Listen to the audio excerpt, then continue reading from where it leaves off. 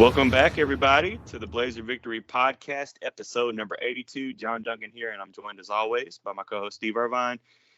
And Steve, we finally got to see the green and gold on the football field to put a bow on things for spring practice for the 2022 season. I'll just let you take it away and give your initial thoughts from that game yesterday.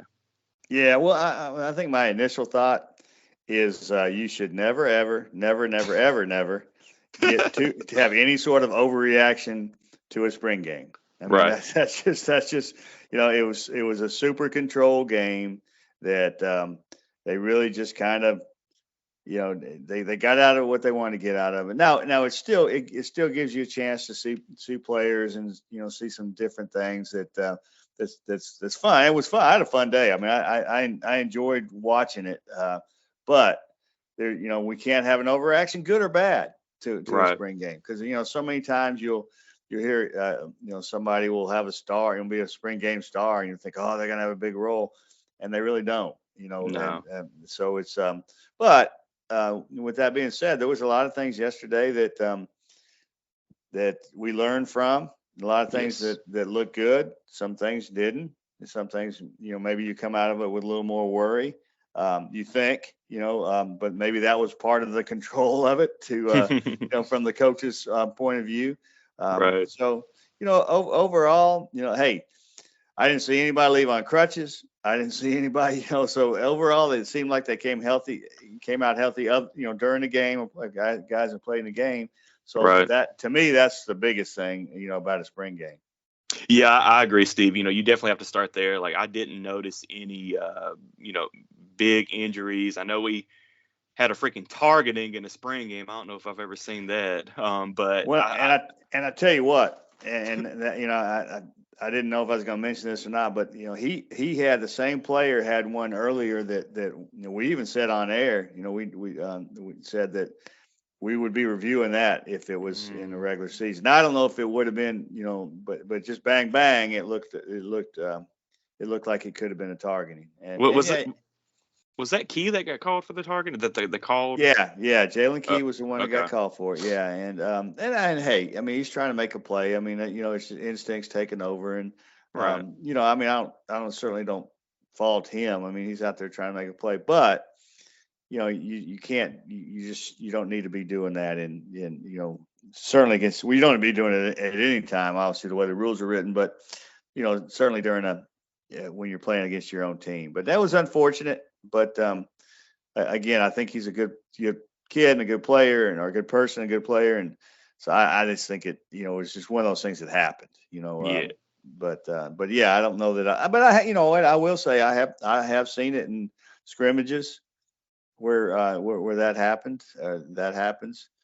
So it's not. I don't think it's unique to even though you don't see it much in the spring, or really, I don't know if I've seen it in the spring game, but I know I have seen it in scrimmages where a player's done that.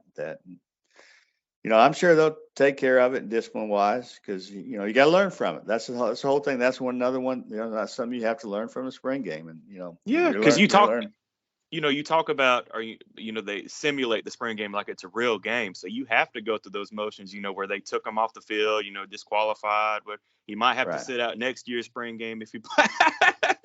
Yeah, well, I think he'll be gone. So yeah, I know it. I don't think he has any eligibility after this, but I don't know. You never know what the rules are. Maybe he does have another year, but right. But again, and I will say this too, a lot of times, when you're out there in a spring game, you're trying to make plays. You're trying to, and anytime during a scrimmage or a practice, you're trying out there to make plays, and he happens to be at a very, very crowded, talented position. So he's trying to get out. He's trying to go out there and do what he can for walk out of that scrimmage, right, or out of the game. And coach is going, hey, we need to find a spot for him. And I think there will be a spot for him. I think he's a good player. And, no doubt. But I mean, so I think that's part of it too. You get competitive. You think like, I've got to do something to show out here, and just you just went a little too far. But yeah, well, I think he hit Davenport. I think that's the guy he hit, and I think Davenport was okay. So I think so we're all good.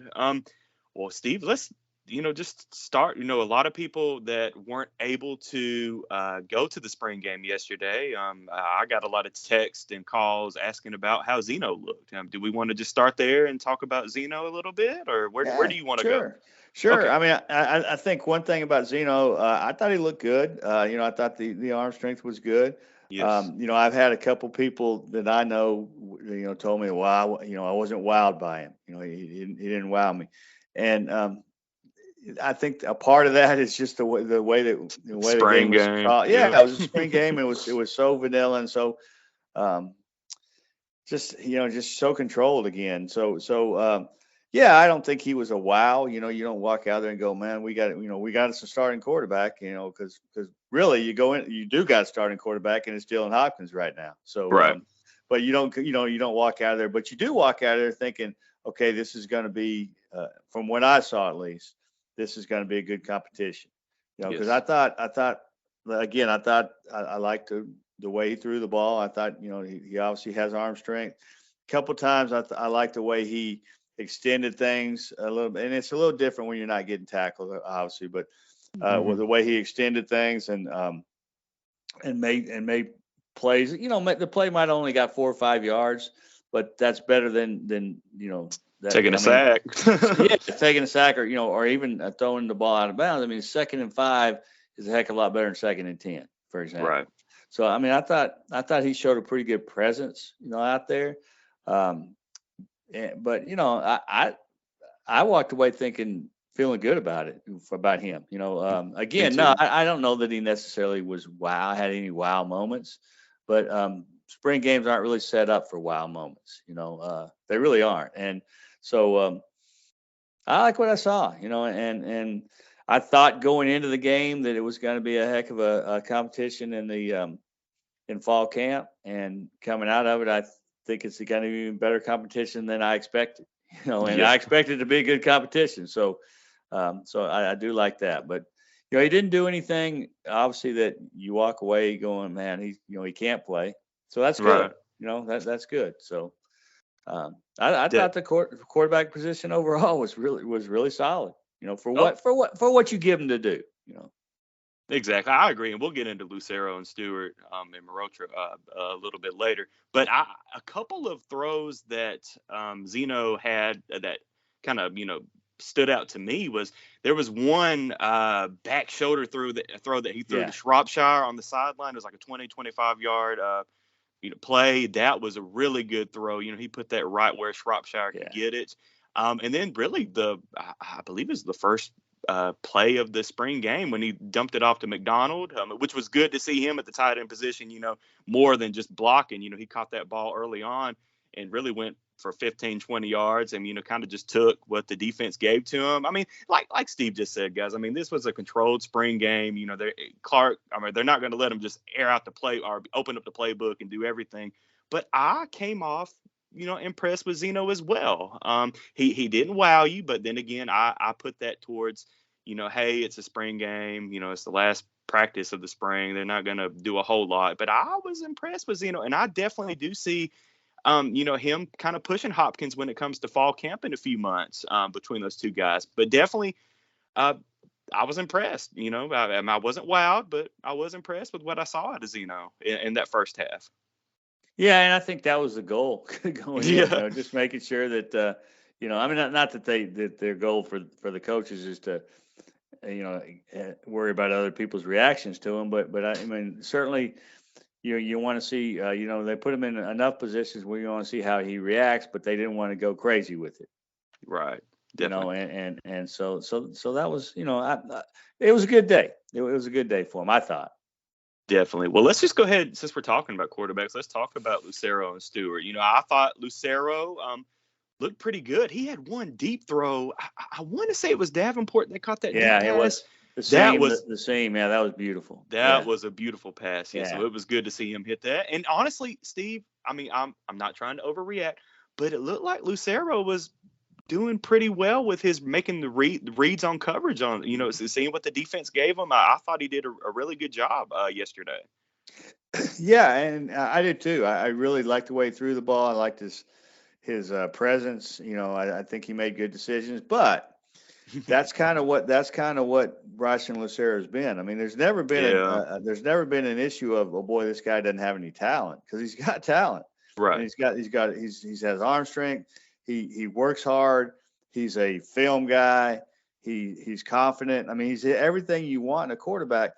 He just doesn't always make great decisions in Hmm. game time. And that, to me, that's been more about experience and just not been through it as much, than anything. So where we'll see the true measure of how much he's grown, it will be, once you get to game time, where they're Yeah. doing different things. I mean, as much as you talk about how the offense is controlled and doing, just doing simple stuff, the defense was too.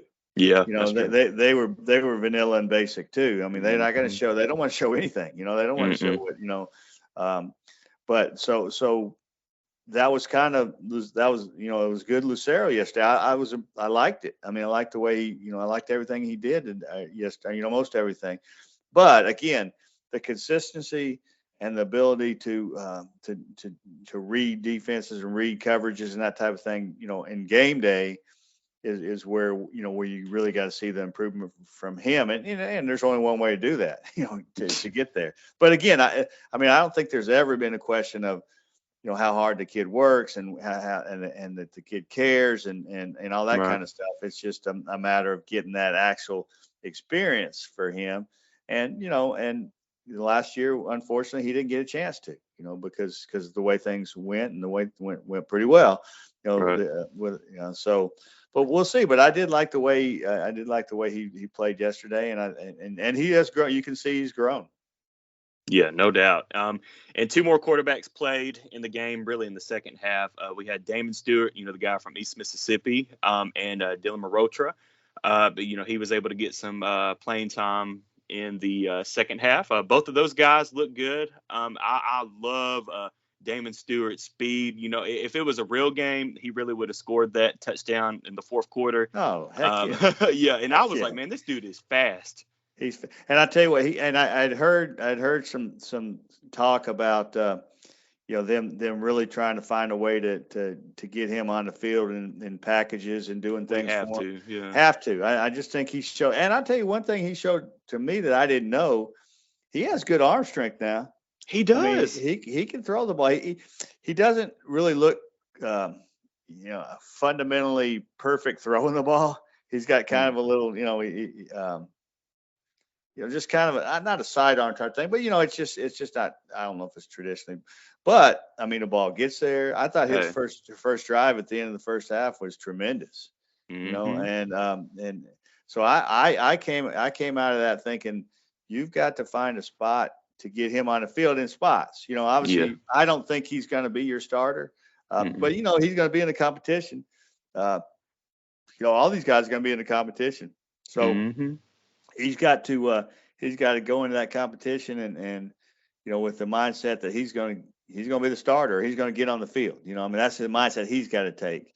But I think that there's he's shown from what we saw. Now we obviously we don't know what he's done in practice, but Right. or the other scrimmages. But I think he showed that you can rely on him to get him on the field in certain situations. Now, is he going to be an every down guy? I don't see it right now, but Mm-mm. I certainly would love to find ways to get him out there, at times. And No. so, but I liked him. I liked him. I'd heard good things about him.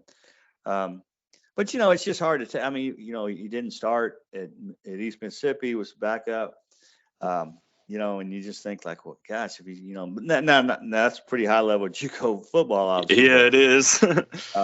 But he was a winner in high school and in the winning program, obviously at East Mississippi. So he'll find a way. I mean, he seems like the kind of guy that's going to find a way. And I can't wait to see him where they have to tackle him and not Oh have yeah, to, just get near him for the whistle to blow, because he's fast now. He's fast. He's quick. he is. Well, Steve, speaking of East Mississippi, let's go ahead and jump over to the running backs, man. How about Zeus Perryman, man? There, Yeah. there was that one play that I swear he carried like 6 or 7 guys, on his back and still got like 6 or 7 extra yards. Man, that Yeah. dude is ripped. He is, and the touchdown was, he got hit at the 2-yard line and didn't even slow down. I hit pretty good too. I mean, it wasn't like a Yeah. guy just. Yeah, and I think what jumped out most to me about him was the one play in the second half where he popped it around the outside, and Yes. got 8 or 9, but the speed that he got out around there with his strength, I mean, he's gonna be a guy that's gonna find a role. I was impressed with him. I thought that again, the speed and strength, you sort of knew the strength was going to be there just by seeing him. I mean, the guy's ripped. But he had a good day, and when he got a chance, and so I think he's going to be a short yardage, but it's not just a short yardage guy. Again, I think with his speed, I mean, I think he's a guy that can get in that rotation. And that's a tough rotation to get into now. It is. With those first two, especially with number one. Number one's is good. He had that one run, just Hey, Debo, hey, when he read that, I said, hey, get him off the field. He's already done enough. Yeah. And that, I knew he wasn't gonna be out there long, but I even said on the air that somewhere the BYU defensive coordinator just got chills, and he doesn't know why, because that just looked like that. And so yeah, he is who he is, and Jermaine Brown obviously has turned into really good running back himself, and right. So it's not a great easy situation to get into, but you're going to need that third guy and maybe even the fourth guy, and Zeus showed that he could belong in that. He does belong in that rotation. He does, and I was talking with Brad at the game about this. Can you imagine being the opposing team? Like, all right, you're having to deal with Debo and Jermaine Brown with Skull. And then here comes this guy off the Zeus, and he's just coming in fresh, and you got to tackle this guy too. Like, oh man.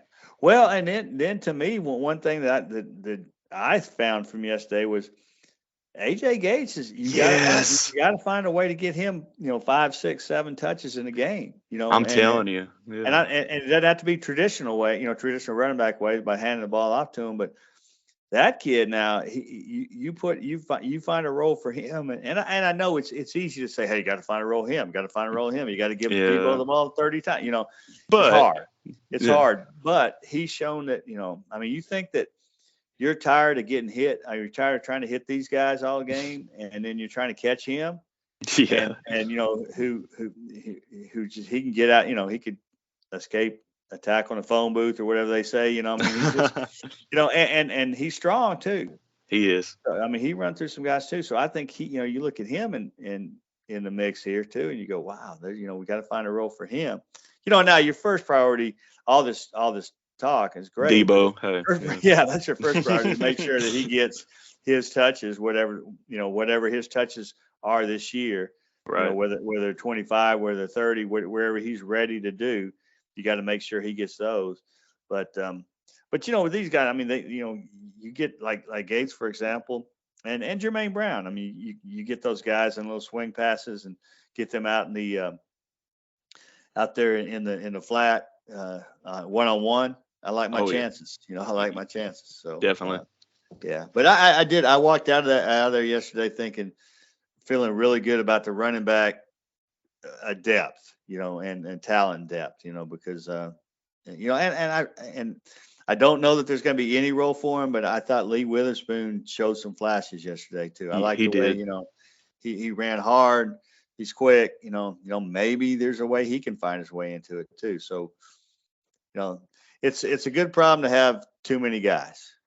Definitely. And also, real quick, wrapping up running backs, I thought Crockett, the freshman from Thompson High School, he looked pretty good late in the game as well.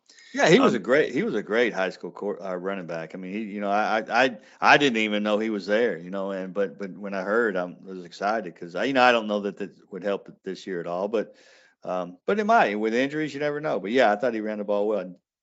Can't drop the ball. Yeah, that's the thing. Yeah. But other than that, I thought he ran well. Definitely. Well, I guess it's might as well just jump into the offensive line, Steve. And I was talking with you a little bit. Definitely looked like that left side of the line. It looks like the strong side, at least during the spring game. Yeah. Well, I thought the right side was okay too. I mean, and it was with Trey Bodowski and Quincy McGee were on the right side starting yesterday. And then obviously Will Riker in the middle with Tree Hearn and left side with Big Kadeem Telford. And yeah, no, the left side was something. Now, Sidney Wells didn't play yesterday. That's true. And he'll be in that starting lineup somewhere. I mean, obviously he's going to be there. I mean, right now it's the tackle, but the one thing that I saw yesterday was when you got a guy like Sidney Wells, who is, at this point is your starting right tackle. He's good. I mean, he's kind of like Colby Ragland was last year, is he can play guard or tackle. So you can look at that and go, okay, where do we need to fit this piece? Right. If we need Sidney Wells at tackle, we're going to fit him there. If say Badowski's playing better than McGee, for example, and you want to keep Badowski in there, or Badowski, he's a tackle. So you can move Sidney Wells into the guard, that type of thing. If you need it attack, I tell you, the one guy that jumped out to me that was playing on the green offense was Quez Yates. Yes, Quez Yates, he was playing right tackle, and when I first noticed him, I mean, I noticed him in the warm-ups, and thought, wow, he looks good. And early on, they had a timeout, and the coaches were around the players, and Matt McCants, Big Matt, was, the assistant, or, one of the, like a grad. Well, I don't know what role he's in now, but he's helping. He was standing there, and, Big Matt's an NFL lineman. He's 6'7", big man. And he was standing next to Yates, and Yates looked even a little bigger than him. And I'm like, I kind of forgot at that point what number Yates was, and I thought to myself, like, who is this guy? This guy's bigger than Matt McCants. And then I looked him up real quick, and that's Yates. So I watched him a lot, and man, he was impressive. Yes, he's listed at 6'6", 315 on the roster. Yeah, and he looks every bit, if not more, of that. And so he was impressive. So here's another thing. That's another piece there. If he's playing well, say him and Badowski are playing well, maybe you play both those guys at right tackle and move a Wells inside or whatever, or maybe you don't. I mean, that's the thing. You just don't know. That's what I talked about going into it, though, is I wanted to see a situation where it looks like you can move guys around if need be, and I think you're seeing that, because I mean there were some guys. I don't think Tater Reed played yesterday. I'm not sure. I didn't see him, but I think he's a guy that can play multiple positions. Eli Ritchie. I mean, I think there's a lot of guys in here too that can play some positions that might get in the mix. I mean, I think the numbers there are going to be, really, really good. But the first group yesterday I thought was very good. Quincy McGee is, I mean, he played some last year, but I think they really wanted to play him more. It just was going too well. But he's a guy that can really push for a lot of playing time. So I think it's great that there's going to be a lot of competition there. It's not just, okay, here's our 5 guys. Why don't you guys compete to see who's going to be the jumbo package guy? I mean, it's not like that. I mean, I think the guys competing, and that's how you grow and get better as a line. So I thought Telford looked really good. Yes. I thought he looked. He did get called for that one false start, though. But other than that, yeah. And he knew it right away too. Oh, he raised his hand like they used to when you got a foul called on you. He raised his hand like, okay, yes. Me.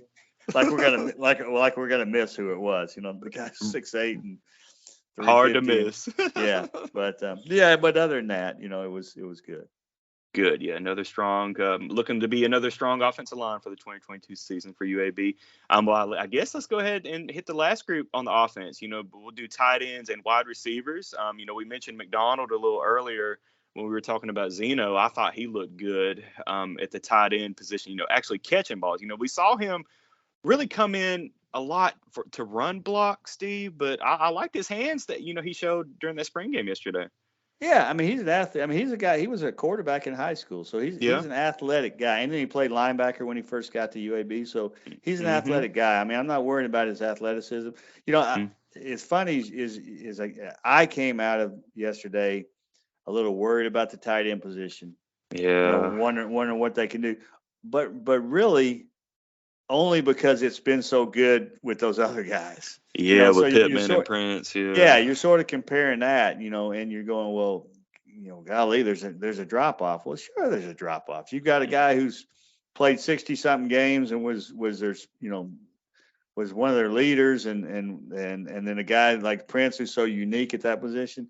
Sure, there's going to be a little drop off right now. So I think it's one of those things that time's going to tell on that one. Yeah. But again, that's to me, that's probably the biggest question mark moving forward on how that group's going to how much success that group's going to have. But a lot of it is because of what's happened in the past again, or recent past. So we'll see. I mean, I think Brody Dalton's going to be, he looks the part, and I think he had a catch or two yesterday. Terrell McDonald, obviously, we just talked about. Maybe Malik Bryant. Hopefully he can stay healthy. That's one thing with him. He was really highly thought of coming in, but he just hadn't been able to stay healthy. Hopefully he can. We'll see what the other guys can do. Bryce Damos I think he had a catch yesterday, and I know they liked him last year. He just didn't have a chance, much of a chance to play because of numbers. And then Dallas Payne. You just don't know what. So I think there's some guys there that you can be encouraged about. You just have to sort of temper it a little bit, and what does worry you, and to me, and I don't know that it worries coaches as much because they just find a different way, but I don't see anybody right now that's going to be able to fill what Garrett Prince gave you. No. And at least that, right now, and that hurts in the sense that was such a big part of the offense. But then you adapt and do something different if you can't find somebody like that. And hey, guys like that, you just don't find them. You don't go out to the local high school and go, hey, he looks just like Garrett Prince. Come on and come with us. So you don't find that. So we'll see. Time will tell on that. But I think there's some guys there, some talent there. It's just we'll see what happens. Right. And looking at the wide receivers from yesterday, I hit on Shropshire a little earlier. He had a couple good catches. I'll tell you what, Steve, how about TJ Jones, man? The guy from Penn State, he had a heck of a catch, and I hope we're able to utilize him more, especially this season. And he looks the part, man. Well, and I expect them to really find ways to get him the football. I mean, he's I don't know if he is the fastest guy on the offense, but he's certainly in the top group. Might be the fastest, but he I think there's going to be ways that they look to find it, look to get him the football. He might line up in the backfield at times. He might, he can line up in probably any receiver spot. I mean, I think it's going to be one of those things where they look to not only get him the ball, but also use him as a decoy at times in certain positions. But no, I think he needs to have a big role because I think that catch was incredible. Yes. But I think that's the kind of thing he can give you. So I think they're going to find a way for him, because again, he is fast now. And, obviously he showed he can catch the ball. So there'll be ways that he's going to get the ball. And I think we'll be calling his name a lot this year. Definitely. Now, unfortunately, UAB did make it official about Ryan Davis, how he missed the spring due to his injury. So we did not get to see him. I saw him on the sideline yesterday. But again, that opens up, for other guys to, showcase their talent during spring practice and at a spring game. You got to look at both Palmers really look good. I think Fred Ferrier. There's some guys that could step up, if they need to this year. And it was good to see, really, definitely the 1s and 2s get out there. But even seeing some of those 3s and 4s, look, there's some talent out there at the wide receiver position for UAB. Oh, yeah, I feel real good about it after seeing that. Dexter Boykin made a nice from UNA. Yes. From UNA. Yeah, that's a guy that, big body guy that I think is going to play a nice role. And you talk about Ryan Davis being out, that's pretty much what helped Fred Ferrier step to the front, because he took over in that slot position and really had a strong spring and had a nice game yesterday and showed that he's going to be, a guy that, he might end up being a starter at spring in the slot. Yeah. Slot, and Ryan Davis might be behind him. So, which is fine. I think the numbers there are good. That's one thing coming out of last year. You think, especially when you didn't know what Shropshire was going to do. Yeah. You just think like, boy, where are we going to get catches from? And now you look at it and go, well, there's a lot of guys out here that can make plays. You think, obviously you never know until it gets down to the season. But I think the numbers there are good. I think the talent there is good. Mm-hmm. I think they're going to be fine. I think they're going to be better than fine. I think they're going to be really, really good at that position. Yeah, but I came away from yesterday feeling really great about the wide receiver guys. So that's good. And I think we hit on everybody on the offense. Let's go ahead and switch over to the defensive side of the ball. And I guess you want to start on the defensive line, Steve? Start there and work way? Yeah. I thought the interior guys played well yesterday. I mean, Fish made some plays. Kevin Penn, I thought looked good. Fairbanks, man. Fairbanks made some plays. Yeah, I mean, yes. he's going to be a big part. I thought Isaiah Forte, was with the starters, and I think he's going to have a big year. So I think they're going to. I mean, I think they're going to be fine interior wise, and I think there's going to be probably have a one or two more coming in the fall camp. That'll help out in the interior there. So I thought in the interior they played fine. It's still hard to get an idea what's going to happen on the edge. Yeah. Kelly Sanders was banged up and didn't play. It's nothing that's going to be lingering so he's fine. He just was banged up. And so, but he didn't get a chance to play. So, he's going to be the guy on the edge that really needs to, set the tone. And, he wasn't out there. Now, one interesting thing they did yesterday was Bowler. Noah Wilder. Noah Wilder played on at the jack or in a kind of a jack type position for most of the time he was out there. They had put Jackson Bratton and Raynard Ellis were the inside linebackers. And Noah Wilder, when he was out there, and he wasn't out there a whole lot because obviously he's proven. Right. But they had him at the kind of an outside jack sort of position, and I think it's one of those things that you just sort of experiment, and more than experiment, I think with him, it's just to help him grow as a player. Yeah. Just hey, put him in a position that he might be not quite as comfortable in and let him play. But I think once fall camp starts, you're going to see him back in the inside. He's just too good in there. But they did that a little bit, just to look. And Kyle Harrell didn't play. He was banged up. So, their edge guys, all of them weren't out there. Right. But it still is a position to me that you still gonna have to show me. I don't think we really saw anything yesterday from them there where you went like, wow, boy, that we hadn't missed a beat there. I don't think that they've shown that. Now that doesn't mean they hadn't shown it in practice. Or in the scrimmage, but yesterday was just the way it was set up and the way that some guys missed that you really it's hard to tell.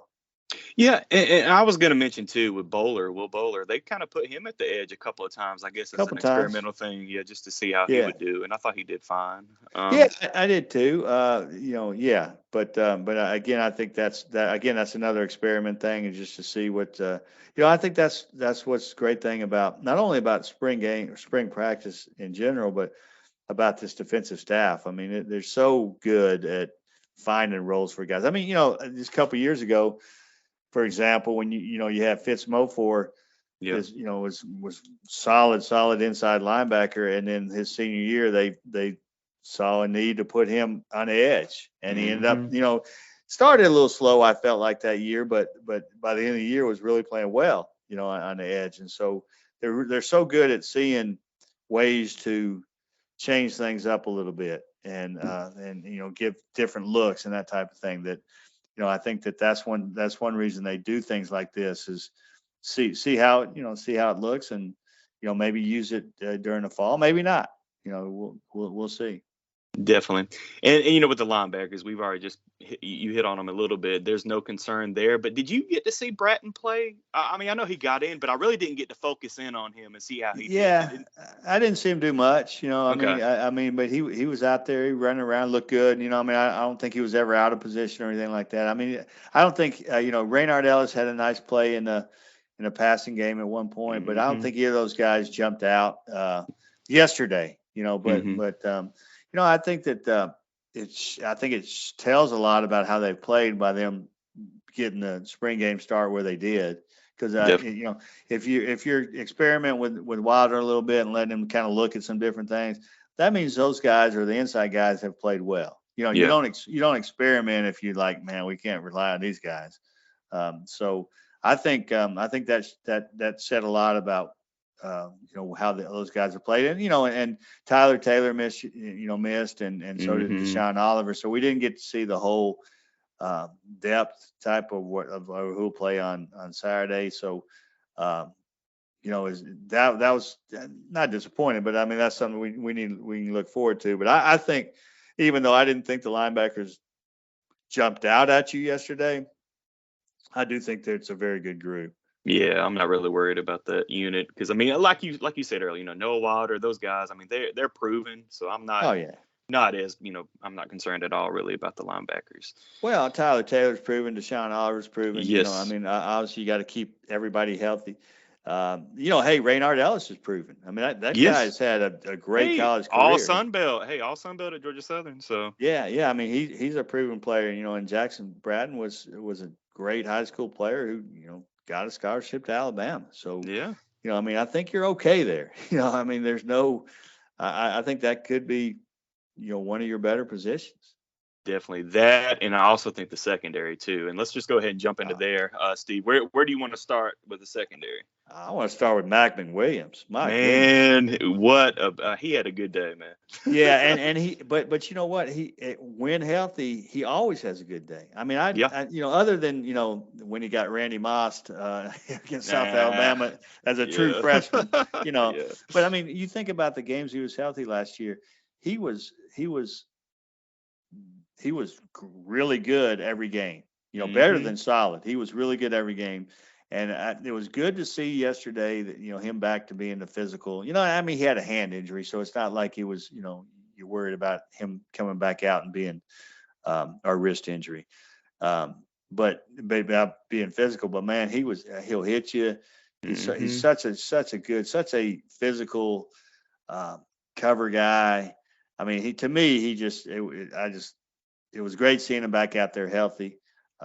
And if he stays healthy, I said it on the air yesterday, and I'll say it now, is he was playing all conference level before he got hurt last year. He was. And I expect him to play all conference level this year. Because I think he's really, really good. But he jumped out. But I thought the whole secondary. I mean, I didn't think there was. I thought they were the kind of big part of the show. I mean, Mm-hmm. I mean they're so deep there. Guys just they make plays, they cover, the safeties came up and made plays. Mm-hmm. And it doesn't matter who you have in there in the top 2 or 3 groups there. It doesn't matter. They're all just when you change, there's not a drop off. Right. I mean, so I mean it was good. I mean, the guy that jumped out to me was Mac McWilliams, but I thought everybody played well, in the secondary. Yeah, I thought so too. I know Bynum had a couple good plays, looked Mm-hmm. solid. Thomas, CD Dan. I mean, the whole secondary really just looked good, as you just said. But I'm trying to think if there's anybody else that we missed. I mean, I thought overall, Steve, I'm sure you'll agree with me. I mean, it was a good spring game. It was nice to see everybody get out there on the field. It was nice seeing some 3s and 4s in the second half, kind of show off that depth on this team. But was there anything that we missed that you want to hit on before we wrap this up? No, I mean, I think that, I mean, it's hard to say. No, I mean, the one Matt thing Quinn. is, We got to talk about yeah, Matt Quinn. I mean, Matt Quinn. But the one thing before we get to Matt Quinn, you're obviously in the season, you're going to have to do a better job in the red zone offensively. Yeah. And stay But away then from the again, turnovers. too, can't you say that's kind of like, being controlled and play Right, call? absolutely. Yeah. Oh, absolutely. Yeah, you're not going to show stuff that you're going to do in the red zone. So yeah, that's a big part of it. But you do like the way the defense responded in the red zone. So there's always good and bad there.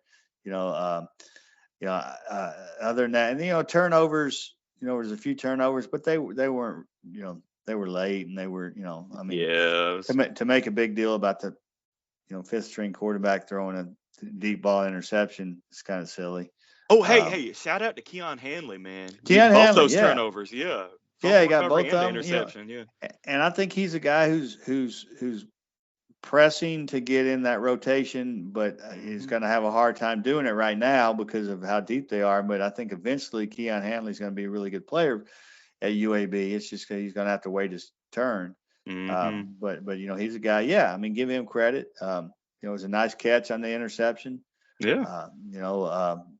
And probably shouldn't have thrown the ball, but he Yeah, I was gonna say did. Morocha should have seen that. Yeah, he shouldn't have Yeah, thrown shouldn't that. have thrown into that double coverage, but that's okay. I mean, that's part of that's part of it. And so yeah, I mean, give him credit. And again, the turnovers to me were late, and not as big a concern No. as if it were the regulars or the guys that you expect to be out there. But yeah, and then Matt Quinn, and hey, that wasn't a tough day to kick. With No, the wind, man. with the Yeah. wind, that was a significant wind, and he kicked them both directions. So it wasn't like he Mm-hmm. was just kicking with the wind at his back, but it was kind of a funny sideways wind too. So it was you had to play that, but no, that was good to see, because I think that if you can get that consistency out of him during the year, it's even though he's been a good kicker, He has. Yeah. but you just again, you sort of, like I said earlier, about about the tight ends. You right now you're comparing them to you're still comparing people to Nick Vogel, Yeah. who just didn't miss, and every kick went in the end zone from the Right. kickoff. So Matt Quinn's been very solid, but you compare him to, well, why can't he be Nick Vogel? Well, there's not that many of those, and so. Right.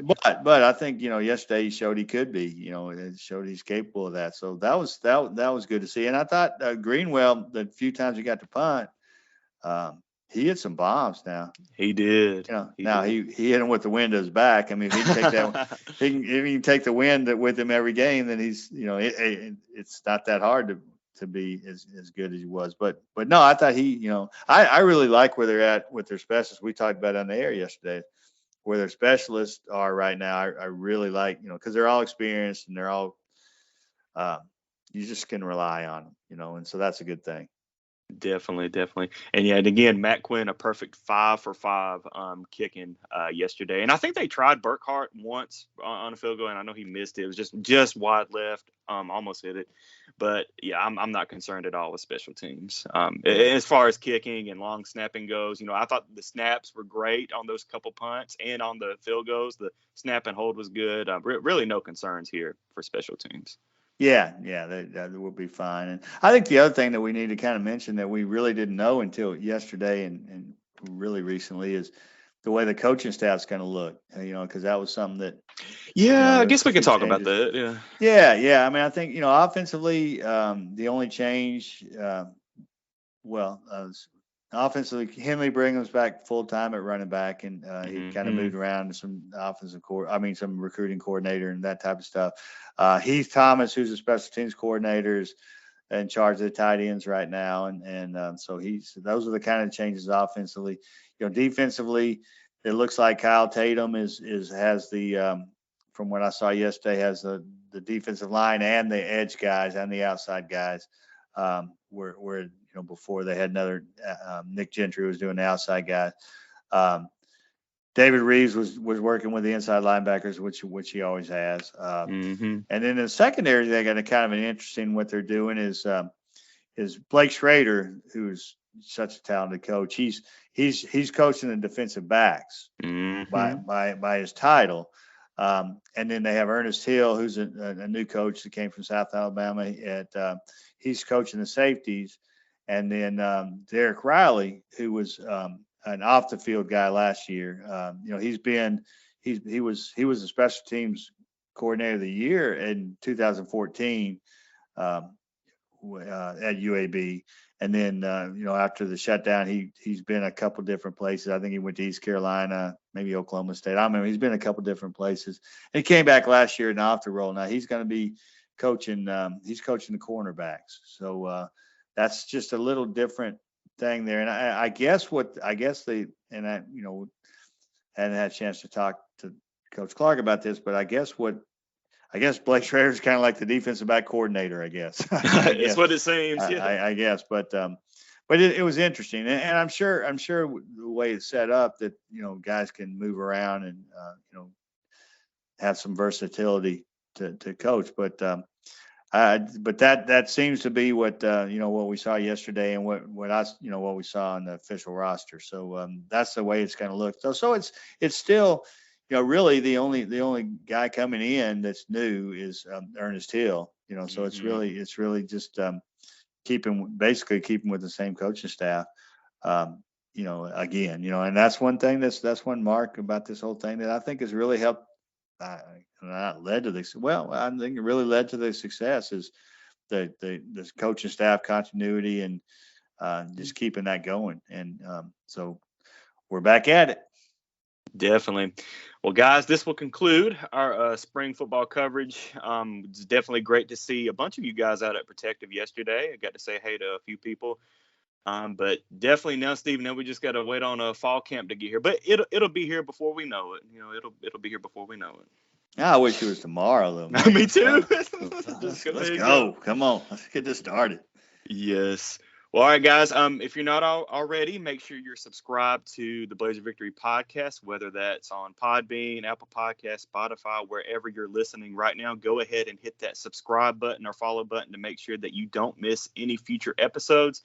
And hey, give us a follow on Twitter, twitter.com/blazerpod, P-O-D, and give us a follow on there. But we'll be back soon to give you guys some more episodes. But as always, thank you so much for listening to us and sharing us with other fellow Blazer fans. But as always, go Blazers.